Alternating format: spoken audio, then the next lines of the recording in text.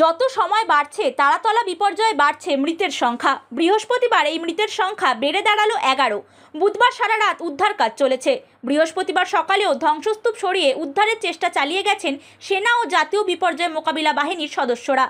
বৃহস্পতিবার সকালেও ধ্বংসস্তূপের নিচ থেকে জীবিত অবস্থায় একজনকে উদ্ধার করা হয়। সঙ্গে সঙ্গে তাকে অ্যাম্বুলেন্সে করে এসএসকেএম হাসপাতালে নিয়ে যাওয়া হয়। সেখানে 19 জনের চিকিৎসা চলছে। বৃহস্পতিবার সকালে ঘটনাস্থল পরিদর্শনে যান রাজ্যের মন্ত্রী ইন্দ্রনীল খা। পরিস্থিতি খতিয়ে দেখেন তিনি। দুর্ঘটনাস্থলের সামনে তৈরি করা হয়েছে অস্থায়ী মেডিকেল ক্যাম্প।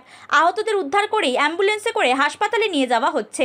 এই ঘটনায় রাজ্য সরকারের তরফে ক্ষতিপূরণ ঘোষণা করা হয়েছে। বৃহস্পতিবার বিধানসভায় বিবৃতি দিয়ে এই ঘোষণা করেন মুখ্যমন্ত্রী। মৃতদের পরিবার পিছু 10 লক্ষ টাকা এবং আহতদের পরিবার পিছু 1 লক্ষ টাকা করে ক্ষতিপূরণ ঘোষণা করেন তিনি। একই সঙ্গে জানান, এখনো পর্যন্ত 29 জনকে উদ্ধার করা হয়েছে। 20 জন চিকিৎসাধীন, তাদের মধ্যে স্থিতিশীল 15 এবং গুরুতর অবস্থায় রয়েছেন 4 জন এবং আশঙ্কাজনক 1। অন্যদিকে শোক প্রকাশ করলেন প্রধানমন্ত্রী নরেন্দ্র মোদী। বৃহস্পতিবার তার দফতর থেকে আহত এবং মৃতদের পরিবারকে আর্থিক সাহায্যের ঘোষণা করা হয়েছে। এই দুর্ঘটনায় মৃতদের নিকট আত্মীয়দের প্রধানমন্ত্রী জাতীয় ত্রাণ তহবিল থেকে মাথাপিছু 2 লক্ষ টাকা করে অনুদান দেওয়া হবে। আহতদের 50,000 টাকা করে দেওয়া হবে।